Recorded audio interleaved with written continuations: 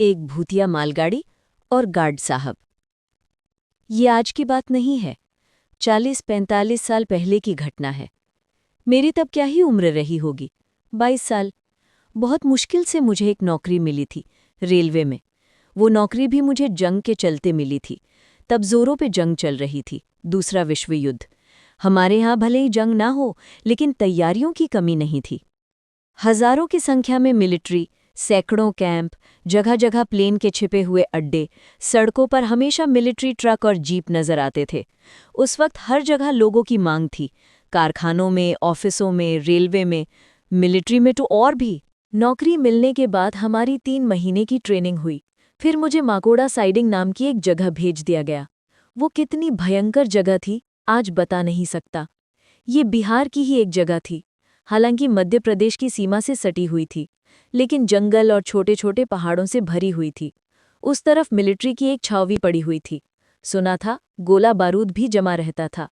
एक छोटी लाइन बिछाकर माकोड़ा से लगभग 1.5-2 मील दूर छावनी लगाई गई थी। स्टेशन के नाम पर 1.5 कमरे का एक घर था। ऊपर टीन की छत थी, बिजली नहीं थी। प्लेटफॉर्म और जमीन लगभग एक बराबर थे, हालांकि प्लेटफॉर्म पर कंकड़ बिछे थे। स्टेशन के पास ही मेरा क्वार्टर था, मतलब सिर छिपाने की जगह। साथी के नाम पर एक पोर्टर था, उसका नाम हरिया था। वो जवान, तगड़ा था और टांगी यानी कुल्हाड़ी बेझिझक चला सकता था। हरिया बहुत अच्छा इंसान था, राम भक्त आदमी। खाली समय में वो मुझे राम जी और हनुमान जी की कहानियां सुनाता था, जैसे मैं राम सीता के बारे में कुछ जानता ही ना हूं। मैं हरिया की बहुत इज्जत करता था, क्योंकि वही मेरा सहारा था। हरिया ना होता तो खाना बंद। चावल, रोटी, अरबी की सब्जी, भिंडी का भुर्ता, अरहर की दाल, अमड़े की खट्टी सब्जी सब हरिया बनाता था। आह, क्या स्वाद था। मछली, मांस, अंडा हरिया छूता भी नहीं था, इसलिए मैं भी नहीं खाता था। और मिलते भी कहाँ। हफ्ते में एक बार हमारा राशन रेलवे से आता था। चावल, आटा, नमक, तेल, घी, आलू, प्याज और मिर्च, बस। जगह कैसी भी हो, हमारा कामकाज लगभग नहीं के बराबर था। पूरे दिन में 1 या 2 मालगाड़ी आती थीं, आकर स्टेशन पर रुकती थीं, फिर 3-4 करके वैगन खींचकर छावनी की तरफ चली जाती थीं। एक साथ पूरी मालगाड़ी कभी नहीं खींचकर ले जाते थे, और हर मालगाड़ी का दरवाज़ा सील्ड रहता था। उसके अंदर क्या होता था, ये जानने का हमारे पास कोई तरीका नहीं था। हमें लगता था कि गोला बारूद जैसी कुछ चीज़ें हैं। हरिया भी यही कहता था। मैं हालांकि इतना नहीं सोचता था। मालगाड़ी का दरवाज़ा सील्ड रहेगा, ये कौन सी नई बात है। ऊपर से मिलिट्री के लिए निर्धारित मालगाड़ी। खुली मालगाड़ी में तो हमने तारबाड़ और लोहा लक्कड़ देखा है। मालगाड़ी के अलावा एक अजीब पैसेंजर ट्रेन आती थी। खिड़कियां जाली से ढकी होती थी। अंदर का शीशा धुंधले रंग का था, कुछ दिखाई नहीं देता था। दरवाजे पर राइफलधारी मिलिट्री रहती थी। हफ्ते 2 हफ्ते में ऐसी गाड़ी आती थी। 2-1 मिनट के लिए रुकती थी, मुझसे कागज पर दस्तखत करवाती थी, फिर छावनी की तरफ चली जाती थी। जब तक गाड़ी स्टेशन पर खड़ी रहती थी, तब तक एक अजीब सी गंध आती रहती थी। दवा दवा जैसी गंध। कोई साथी नहीं, कोई संगी नहीं, बात करने वाला कोई इंसान नहीं, सिर्फ हरिया ही मेरा साथी। मेरा दिन वनवास में कटने लगा। आया था गर्मियों में, देखते देखते बरसात बीत गई। मैं परेशान हो गया। मन करता था भाग जाऊं, लेकिन जाऊं कैसे। नौकरी पाने के लालच में बॉन्ड पे दस्तखत कर चुका था। न करता तो शायद चल जाता, लेकिन हिम्मत नहीं हुई थी। मुझे सबसे बुरा मालगाड़ी के गार्ड साहबों का लगता था। वे कोई मिलिट्री के नहीं थे, लेकिन स्टेशन पर गाड़ी रोककर 2-4 घंटे जो वक्त गुजारते थे, कोई आकर गप्पाबाजी तक नहीं करता था। वे कौन अफसर बफसर थे, मैं नहीं समझता था। काम की बात के अलावा कोई बात नहीं करते थे। और ये भी बड़ी हैरानी की बात थी, गार्ड जो आते थे वे सब या तो मद्रासी, एंग्लो इंडियन या गोवा के थे। सिर्फ एक गार्ड ने मुझसे कहा था दबे स्वर में, कभी कोई बात जानने की कोशिश मत करना। हम मिलिट्री रेल सर्विस के लोग हैं, तुम्हारी रेलवे के नहीं। हम अपने अफसर के हुक्म पर काम करते हैं, और कोई सवाल मत पूछना, किसी को कुछ मत बताना। उस दिन से मैं बहुत सावधान हो गया था। हर चीज की एक हद होती है। उस जंगल में उस तरह अकेले पड़े रहते रहते 6 महीने के अंदर ही मैं जैसे अजीब हो गया। खुद को पागल पागल सा लगता था। हरिया से कहता था, चल भाग चले। हरिया कहता था, अरे बाप रे बाप। कहता था, ऐसा काम करोगे तो या तो जेल में डाल देंगे या फांसी पर लटका देंगे। ऐसा काम मत करना बाबू। डर मेरी जान में भी था। भाग जाऊं कहने भर से थोड़े ही भागा जाता है। वक्त गुजारने के लिए मैंने पहले बहुत मिन्नतें करके 2 पैकेट ताश मंगवाए। राशन के चावल दाल के साथ एक दोस्त ने ताश भेज दिए। मैंने पेशेंस अर्थात सॉलिटेयर खेलना शुरू किया, लेकिन कितना ही पेशेंस खेला जाए, ताश गंदे हो गए। फिर मैंने रेलवे के कागज पर कविताएं लिखना शुरू किया। आगे बढ़ नहीं पाया। कविता लिखना बड़ा मेहनत का काम है। आखिर में मैंने पेंसिल और कागज लेकर तस्वीरें बनानी शुरू की। स्कूल में मैंने बचपन में ड्राइंग क्लास में केतली बनाई थी। ड्राइंग सर मेरी ड्राइंग देखकर बहुत खुश होकर बोले थे, वाह, बड़ा अच्छा लौकी बनाया है। एक काम कर, अब लौकी बनाने की कोशिश कर, केतली बन जाएगी। तू हमेशा उल्टा करना। तुझे बिल्ली बनाने को कहा, तू बाघ बनाना शुरू कर देना, देखना बिल्ली बन जाएगी। शर्म से मैं मर गया था उस दिन। उसके बाद फिर कभी ड्राइंग बनाने को हाथ नहीं उठाता था, दोस्तों से बनवा लेता था।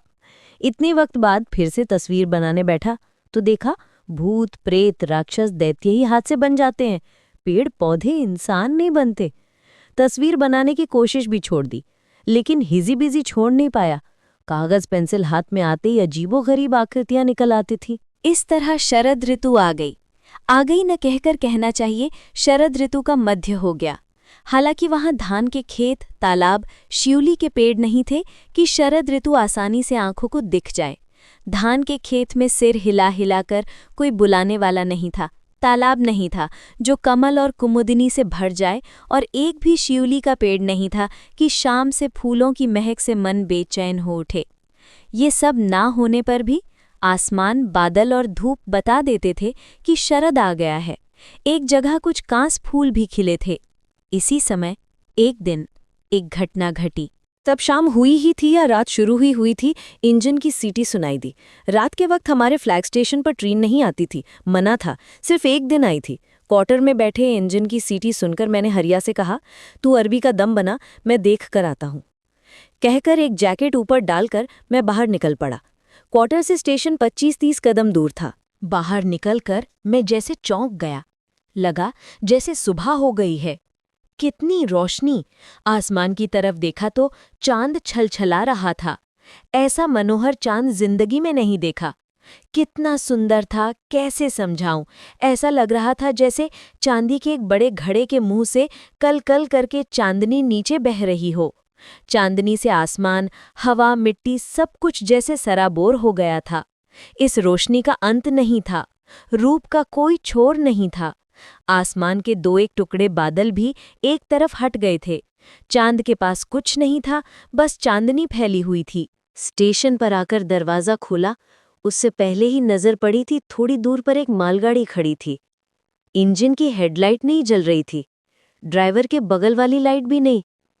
दरवाजा खोलकर मैंने अपनी लालटेन निकाली, लाल हरी लालटेन। लालटेन के अंदर दिया जलाकर रख दिया। बाहर आकर हाथ हिला हिलाकर लालटेन की हरी रोशनी दिखाने लगा। मतलब चले आओ, स्टेशन खाली है, लाइन खाली है। ट्रेन आगे नहीं बढ़ी। कुछ देर बाद देखता हूँ मालगाड़ी की तरफ से कोई आ रहा है। हाथ में मेरी ही तरह लाल हरी लालटेन। उसके चलने के साथ लालटेन झूल रही थी। मैं खड़ा रहा। मैं मामला समझ नहीं पा रहा था। ऐसी घटना पहले नहीं हुई थी। वो आदमी करीब आया तो चांदनी में मैं उसके कपड़े देख पाया। सफ़ेद कपड़े, गार्ड साहब के कपड़े। देखते देखते गार्ड साहब बिल्कुल पास आ गए, सामने। मैं हैरान होकर आदमी को देखने लगा। लंबा, अच्छी कद काठी, गोरा, सिर पर घुंघराले बाल, बाएं हाथ में एक टिफिन कैरियर।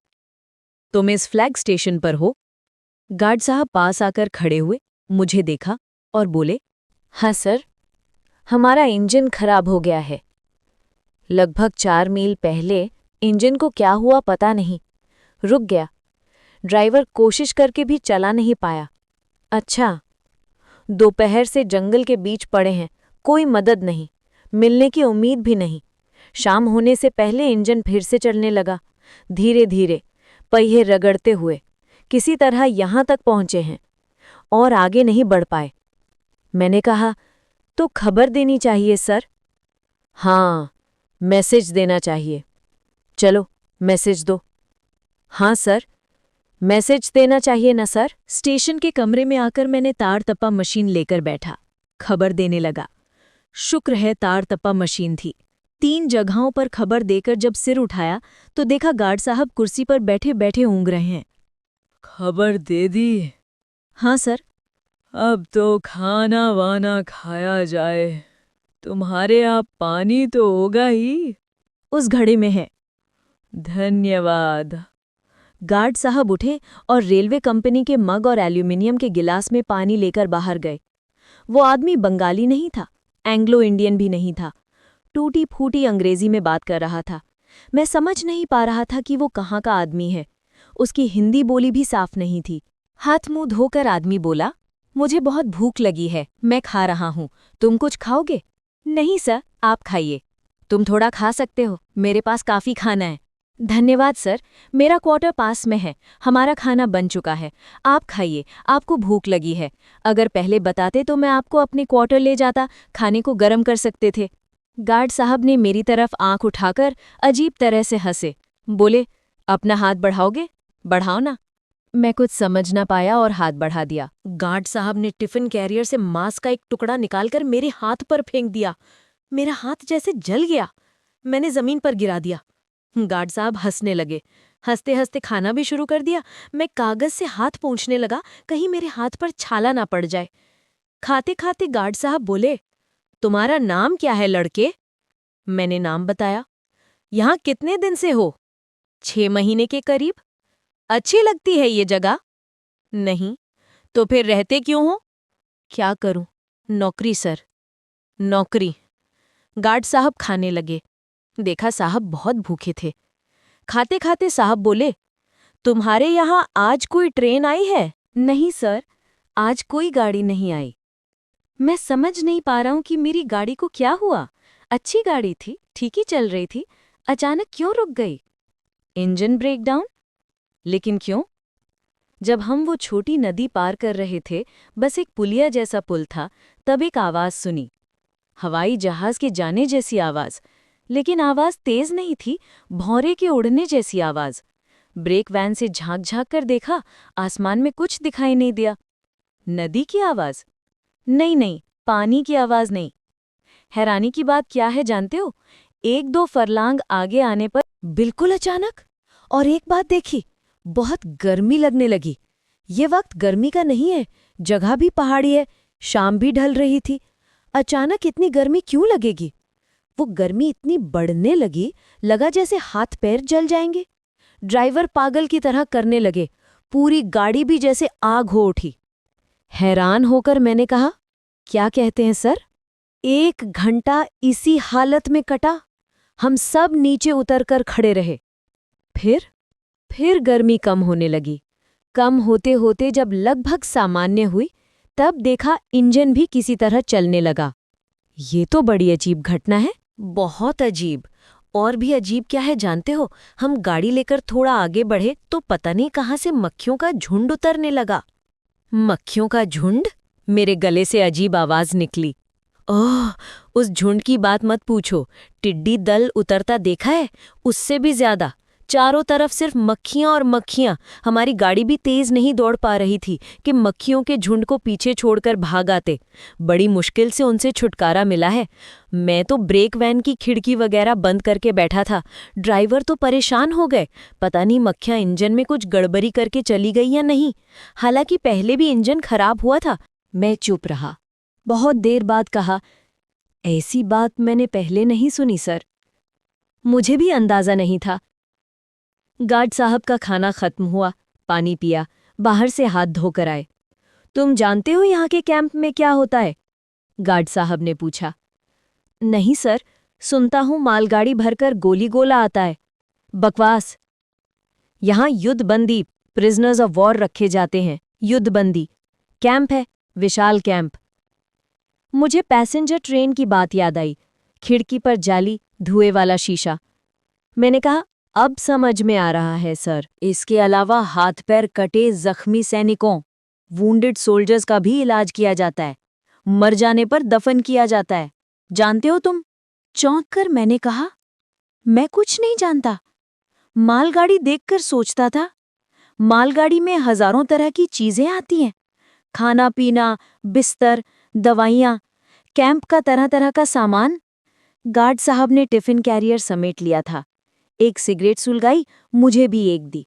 बोले, शुक्रिया बाबू, मैं अपनी गाड़ी में वापस चल रहा हूँ। देखता हूँ ड्राइवर किस हाल में है, लेकिन मैं तुम्हें चेतावनी देकर जा रहा हूँ बाबू, सावधान रहना। मुझे लग रहा है यहाँ कुछ हुआ है। क्या हुआ है मैं बता नहीं पाऊंगा। कुछ अजीब चुंबकीय गड़बड़ी या कोई आकर नए तरह का बम फेंक गया, कौन जाने। मैं कुछ भी समझ नहीं पा रहा हूँ। इतनी मक्खियां, हजारों, लाखों। गार्ड साहब चले गए। स्टेशन के कमरे का दरवाजा बंद करके मैं क्वार्टर की तरफ आ रहा था। दूर गाड़ी खड़ी थी। चांदनी की रोशनी में सब सफेद दिख रहा था। अचानक नजर पड़ी, मालगाड़ी किसी चीज से जैसे ढकी जा रही है। फिर देखा मक्खियां, मक्खियों की बाढ़ आ रही है जैसे। देखते देखते मेरे पास आ गईं। बारिश पड़ने की तरह मक्खियां गिर रही थीं। डर और घिन से मैं दौड़ने लगा। दौड़ते दौड़ते आकर मैंने अपने कमरे में घुसकर दरवाजा बंद कर दिया। मरने जैसी हालत हो गई। अगले दिन मेरी नींद खुली। हरिया आवाज दे रहा था। दरवाजा खोलकर बाहर आते ही हरिया ने कहा, बाबू जल्दी, गाड़ी आया। स्टेशन पर जाकर देखा तो एक पैसेंजर ट्रेन थी। वही जाली लगी खिड़कियां, धुएं वाली शीशे की आड़। प्लेटफॉर्म पर दवा की गंध फैल रही थी। गार्ड साहब कागज पर दस्तखत कराने के लिए आगे बढ़े। देखता हूं, कल वाले गार्ड साहब नहीं थे, कोई नया आदमी था। मैं कुछ कहने जा रहा था, गार्ड साहब ने ऐसी आंखें करके देखा जैसे मुझे डांट रहे हों। बात करने से मना किया। मैं चुप हो गया। कागज पर दस्तखत करके गार्ड को वापस कर दिया। लेकिन मैं समझ नहीं पाया, कल वाली मालगाड़ी, गार्ड साहब और वे लाखों मक्खियां कहाँ गईं?